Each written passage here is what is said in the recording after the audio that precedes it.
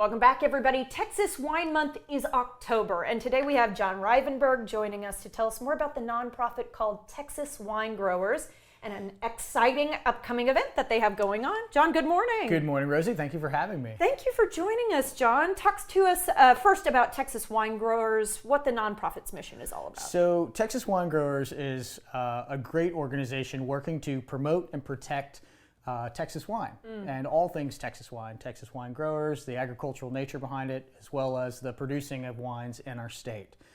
We're here to both champion from an education standpoint as well as a marketing and engagement standpoint with consumers. Because I think so many people still, when they think about wine country in America, they're thinking out west. Of course, yeah. And we definitely want Texas on the map, don't we? We do.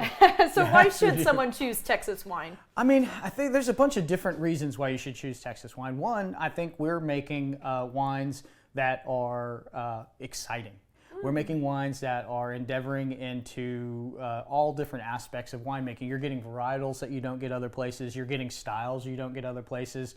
We've started to create our own typicity or style in Texas. It's very identifiable. Typicity? Typicity, yeah. I learned a word today, everybody. And so we've got just really exciting things. Not only that, you're supporting somebody who's growing something, taking that product, putting it into a bottle, and sharing it with you as a consumer, and that's special, right? Plus, you're really going from farm to bottle. I was going to say, it is certainly local. I mean, it's the people who live around the corner from you kind of thing. Yeah, absolutely. I mean, not to mention, you wouldn't go any other place in the world and drink wine from another place. So you know, feel the presence of where you are when you're drinking Texas wine. Sure, be in Texas, drink Texas wines. Yeah. All right, I do want to brag on you a little bit if I can, because you've been a winemaker for several decades now. Yeah. Just talk to us a little bit about getting into the business and how you've helped others get started. Yeah, so I've been very blessed to be in the wine business for almost 2 decades. We have worked with, a wide number of wineries in the state, some of which I've worked with just as a consumer and some that I have helped to develop from the ground up.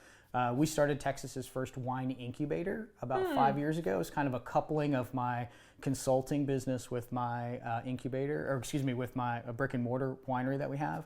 And so we're excited to just be involved in lots of levels. Ab Astris, for example, is one of my first folks I started working with, and I'm just excited to be around the trajectory that this winery has. They have just, Mike and the Smith family have just really knocked it out of the park with what they're doing. And so, yeah, it's been fun to be an innovator and a leader. Absolutely, and to use kind of the phrasing to go along with incubator, it was a little egg, it hatched, it's now a full chicken, so that's very exciting. Yes, it is. All right, let's talk about what you brought for us today. First up, William Chris, of course, one of perennial favorites here at Studio 512. Yeah, I'm sure it is. So Chris and that crew over there, they are doing great things with wines. They have been for a very long time. I believe this rosé is one of their flagship varietals that I know of is Mourvedre. And I think there may be a little bit of Grenache in this wine as well.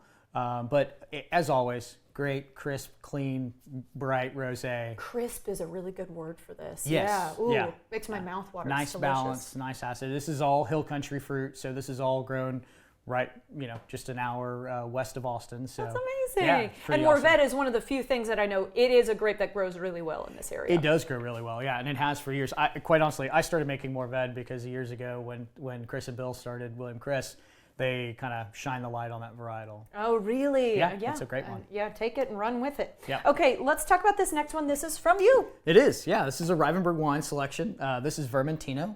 Vermentino is a Sicilian white. Okay.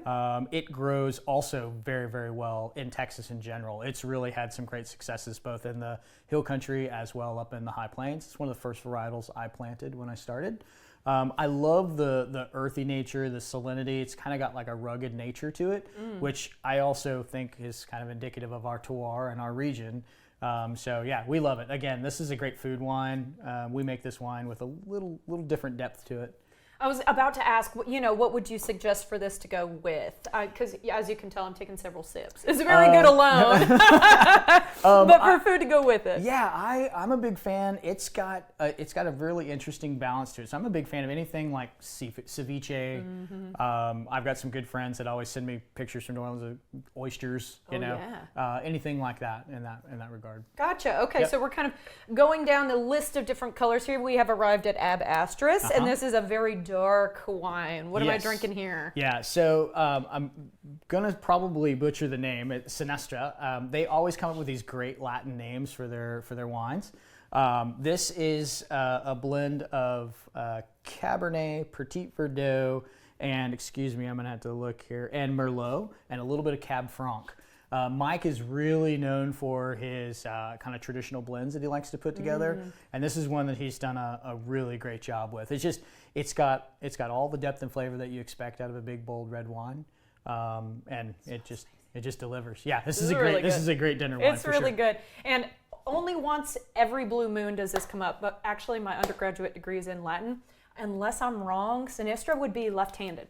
Oh. Yeah, so check back with the Ab Astris people. I will. I'm left-handed. Yeah, we got a left-handed man joining us today. Okay, event that we wanted to mention today. Let's talk about it real quickly in our last minute. Yes, Texas Wine Growers, our organization is having a tasting at the Lakeside Pavilion in Marble Falls this Sunday with from noon to 3.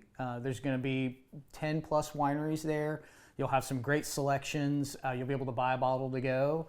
And just enjoy, the upper part of the hill country, and just see some really great expressions of 100% Texas wines. Absolutely. Try something new, find a new winery, go back out there and visit them later. Absolutely, yeah. Sounds like a plan to me, John. Thank you so much for your expertise this morning. Thank you, Rosie. I appreciate it. All right, guys, don't miss this weekend's tasting event. You can still make plans. You can get your tickets online and learn more about the nonprofit at texaswinegrowers.com.